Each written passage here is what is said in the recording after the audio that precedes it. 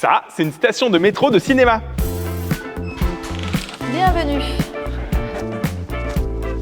On est dans un autre temps là quand même. On la garde volontairement dans cet aspect-là. Comme ça nous permet de répondre aux demandes de tournage dont l'action se situe entre 1930 et aujourd'hui.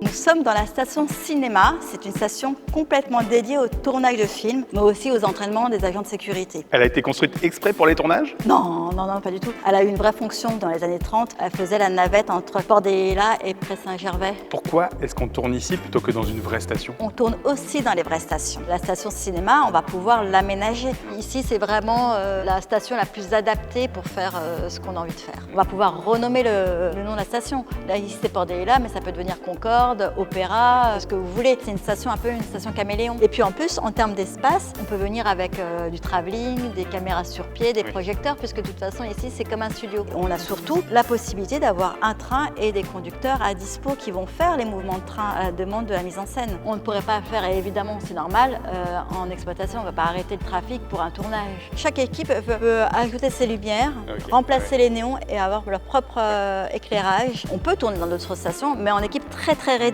Sur la ligne 3 bis, qui est la petite ligne qui est juste à côté, où là, vous avez la possibilité de privatiser qu'une voiture. Et les autres voitures, c'est des passagers classiques? Exactement. Ça se trouve, vous êtes monté sur la ligne 6 un jour et peut-être sur la voiture d'à côté, il y avait un tournage. Mais ça s'est pas vu. De Port-des-Lilas à une autre station qui est une station fantôme, on a à peu près 1 km de tunnel. Et ça va nous permettre en fait, de faire des mouvements de train sur 1 km. Et donc à une vitesse plus réduite qu'en exploitation. Le John Wick avec Keanu Reeves, où toute la station a été aménagée, ça ressemblait à un musée. Le décor était splendide, l'acteur était très sympa. L'année dernière, c'était le tournage avec Zidane. On n'a pas du tout communiqué en interne sur le tournage. Même nos collègues, on l'a découvert à ce moment-là. Même ta famille? Même ma famille. C'est vrai? Incroyable. Ouais, on ne dit rien. Donc la station va permettre aussi les séquences de poursuite, etc.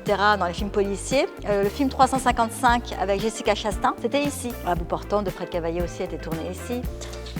Trop bien. Mon amour! Mon amour! C'est vraiment la seule station où je peux me permettre ça. Hein.